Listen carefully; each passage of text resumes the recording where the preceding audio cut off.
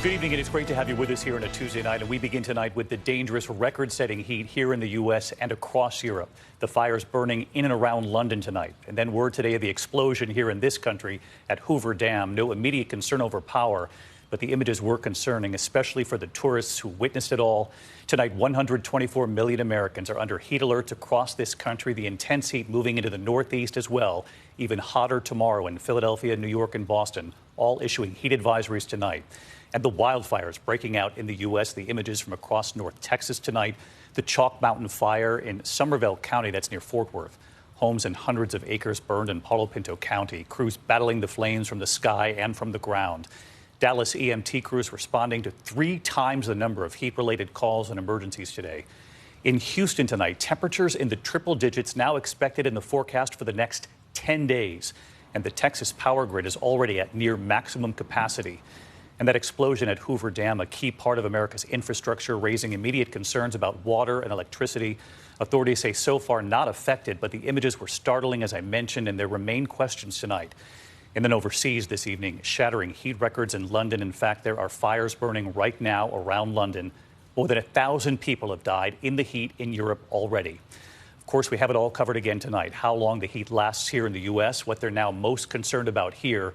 And Ginger Z with the numbers tonight. What we've seen here in the U.S., summer temperatures and the dramatic shift in just 50 years.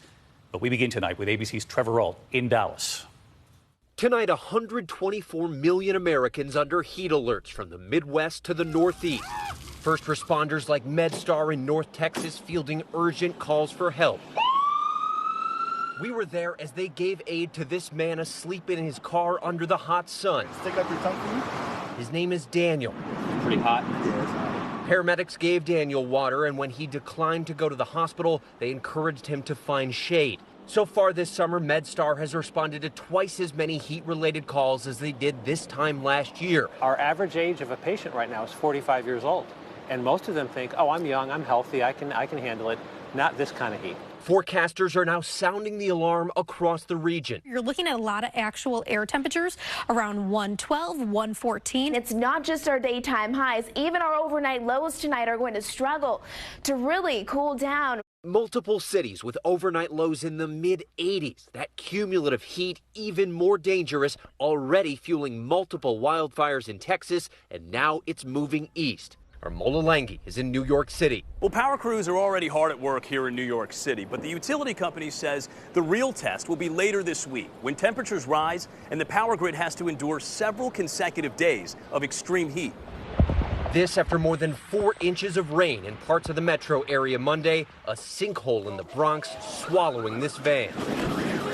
And David, the power grid here in Texas is continuing to hold up to this intense demand, but with extreme triple-digit heat in the forecast for the foreseeable future, there's still a very real possibility that rolling blackouts could be coming.